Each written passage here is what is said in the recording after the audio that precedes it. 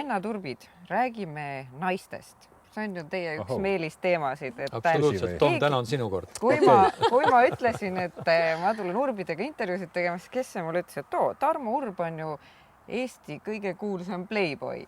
Tõsi ka. Vau. Vahepeal jagati tiitleid. Hea küll, ma panen siis niimoodi ühe korra ja 10-sse. Nii.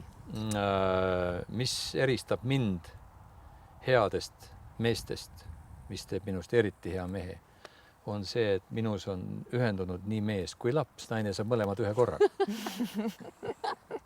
Aga ma saan aru, et väga lühikeseks ajaks, sellepärast, et siis lähed kas keegi on kaevanud või? Jaa, kusjuures on kaevanud ka. Räägi. Olin just ühel sünnipäeval, seal mulle öeldi ka, et näed, kunagi Tarmo lubas maad ilmad kokku, siis järgmine hommiku helistas, et on lennuki peale teel ja sõidab minema. Selles mõttes lühikest. Nagu... Ajaliselt. No ajaliselt.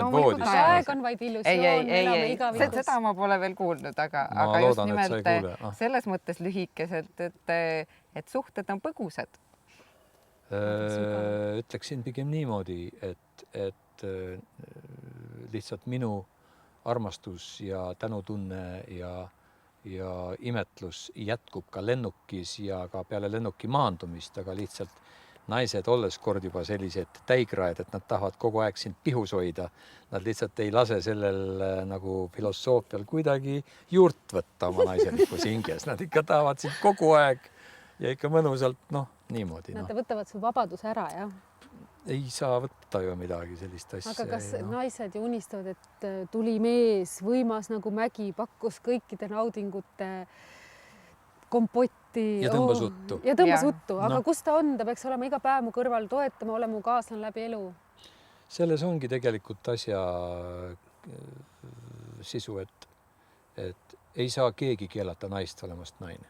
Ja õnneks ei saa keegi keelata meest olemast mees. Aga kõik mehed ei ole sellised. Mõned tahavad ikkagi, nad heitsid partneri ja nüüd nad on elu lõpuni koos. Palju õnne. Aga oled sa alati selline olnud või oled sa kunagi proovinud ka monogaamset suhet oma elus?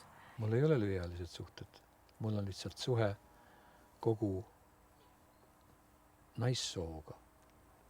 Ja see, et naissoo parimad nagu esindajad vahete vahel esindavad seda nagu printsiipi minu elus, ei tähenda, et selles oleks midagi nii personaalset, mis käiks nende kohta konkreetselt. Ma näen naisi hulga suurematena kui lihtsalt ühte seelikus olendit.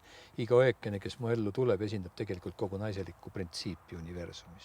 Aga samas, kui sa ühelt poolt oled ravitseja, ma arvan, et sa oled teiselt poolt ka väga paljudele inimestele haiget teinud. Kõndinud murtud südamete all eel.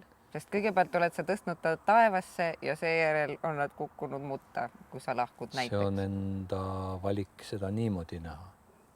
Kõike saab näha igat moodi. Et tegelikult nad on saanud läbi sinu võimaluse taevas käia. Teinekord, vaata, küsi jälle teadjameeste käest, sul need ju palju tuttavaid seal. Et tegelikult kõige väärtuslikumad ravimid ongi hirmus mõrudad. Et sa aitad neid sellega? Kes seda teab? See on hea eneselohutus, et... On ju. Sa oled raudselt naiste poolt praegu ja ma saan sinust täiesti ka aru, miks. Kas monogaamsus on nagu mõeldav üldse sinu jaoks, et kunagi sa leiad mõne naise, kellega sa tahaksid elada kuni elu lõpuni ja ainult temaga? Kas on võimalik? Kui ma leian sellise naise, kelle kohta ma tean, et ta elab võib-olla nädal aega, siis tema elu lõpuni võib-olla kuidagi moodi, aga mitte minu elu.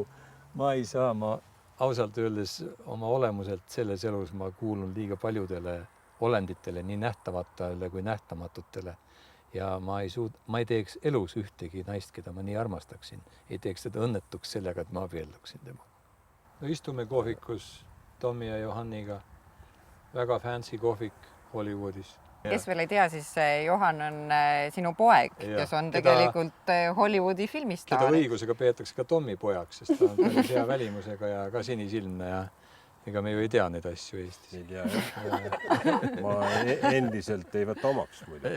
Tom ei tunnista üles, aga noh. Raudselt. ei, aga miks mitte? Kuni lõpuni. Kuni lõpuni, jah. Ja. No jaa, aga võib-olla kui Johan tuleb Võib-olla, kui esimese ta Oscariga, Oscari võidab. täpselt, siis on hea käia uhkelt minu Ja ma tahaksin tänada oma perekonda, eriti oma isasid.